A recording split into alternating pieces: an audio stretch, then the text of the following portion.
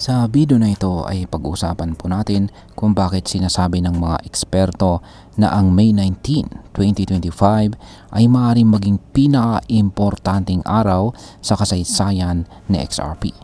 Ayon po sa isang kilalang crypto analyst na si J4B1, may tatlong malalaking kaganapan na sabay-sabay na nangyayari. At yan po ang regulatory shift, legal breakthrough, at saka institutional adoption.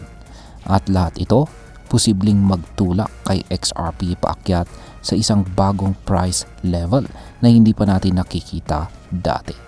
Kaya kung ikaw po ay isang Pinoy crypto trader o investor, importante na maintindihan mo ito kasi maaaring magbago ang laro para kay XRP sa buong crypto market.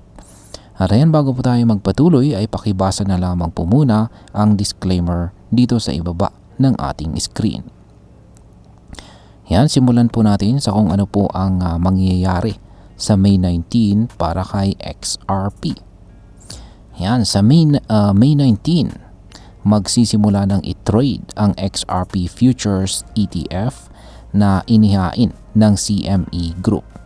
Kung hindi ka pa familiar sa Futures ETF, ito ay isang financial product kung saan pwedeng tumaya ang malalaking investors sa magiging presyo ng XRP sa hinaharap kahit hindi po sila direktang bumibili ng mismong XRP token. Bakit po ito mahalaga?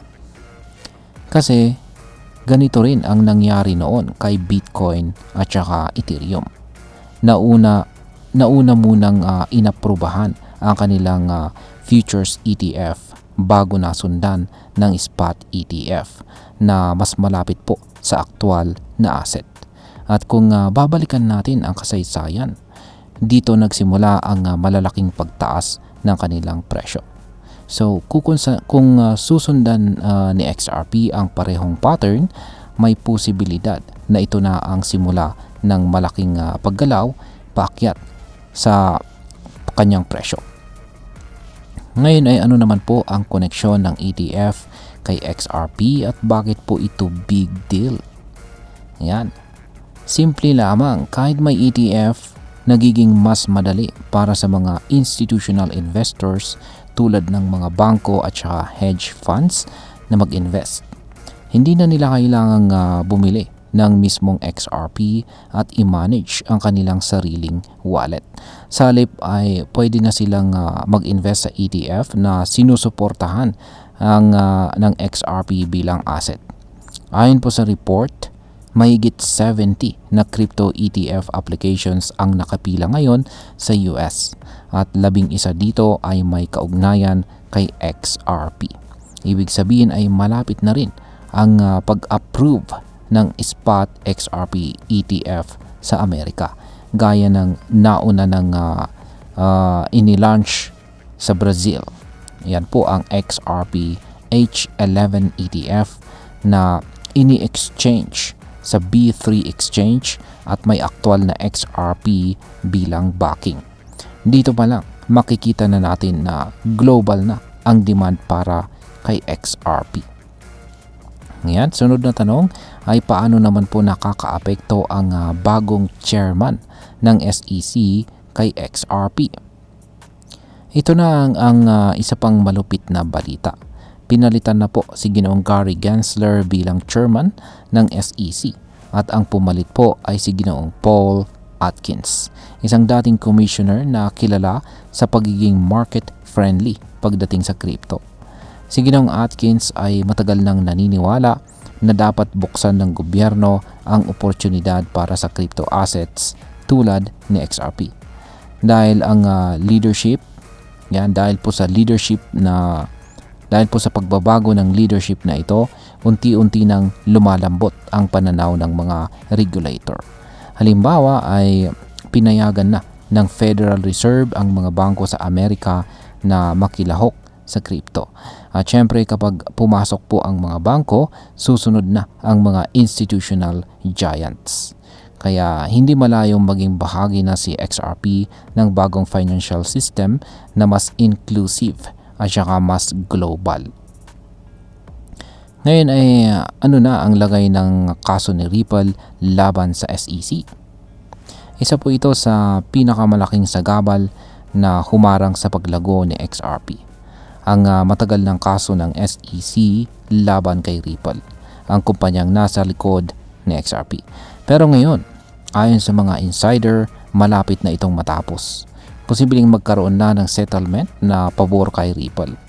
Kapag nangyayari po yan ay mawawala na ang malaking legal uncertainty na matagal na pong nagpapabigat kay XRP.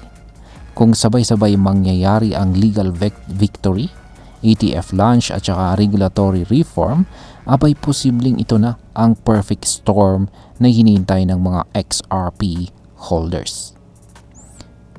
Yan, ngayon ay may political support din ba itong si XRP? Yan, kasagutan po sa katanungan na yan ay oo naman. At ito nga ang nakakagulat. Ayon po sa ulat ay pinirmahan mismo ni President Donald Trump ang mga executive orders na nagsusulong ng crypto adoption. Isa sa mga nabanggit niyang asset na posibleng maging bahagi ng National Reserve ay si XRP mismo. Malinaw na ito ay isang malaking endorsement. Kapag sinusuportahan ng gobyerno ang isang crypto asset, lalo na kung may posibilidad na gawing bahagi ng official reserves, tiyak na tataas po ang kumpiyansa ng mga investors. At hindi lamang po sa Amerika. Kung sakaling magkaroon ng peace agreement sa pagitan po ng Russia at saka Ukraine, bababa ang takot sa global market.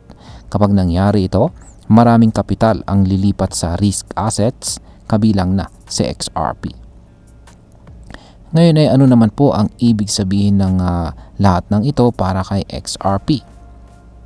Sabi nga ni J4B1 dito, ang lahat ng nangyayaring ito mula sa ETF launch, regulatory shift, legal victory hanggang sa political support ay nagsasama-sama ngayon sa isang napaka-importanting punto. Parang alignment of the stars. At kung totoo nga, posibleng ang mga humahawak ng XRP ngayon ay nasa unahan ng pinakamalaking price explosion sa kasaysayan ng crypto. At ayan, ngayon ay pag-usapan naman po natin ang posibleng maging epekto nito para sa atin bilang mga Pinoy crypto traders at investors ni XRP. Para sa atin dito sa Pilipinas ay malaking bagay po ito.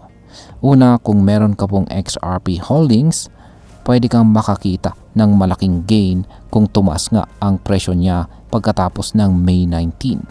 Pangalawa, kung wala ka pang XRP, dapat mong pag-isipang mabuti kung papasok ka ngayon habang mababa pa ang presyo o hihintayin mong tumaas na. At pangatlo, magandang indikasyon ito na ang crypto, lalo na si XRP, ay hindi na lang isang pangkaraniwang investment. Unti-unti na itong tinatanggap ng mga malalaking institution at saka gobyerno. Bilang panghuli, ang masasabi ko naman tungkol dito ay sa aking palagay kung totoo ang lahat ng sinasabi ng analyst at magtutuloy-tuloy ang mga developments na ito, maaaring ito na ang turning point hindi lang para kay XRP kundi para sa buong crypto market. Pero tulad ng lagi kong paalala ay do your own research. Huwag lang basta umasa sa hype. Suriin natin ang risk. Kahit may potensyal, volatile pa rin ang crypto. Pero kung ako ang tatanungin mo, mas mabuting maging maaga kaysa sa mahuli. At kung si XRP ay totoong aakyat, ayaw mong maiwanan.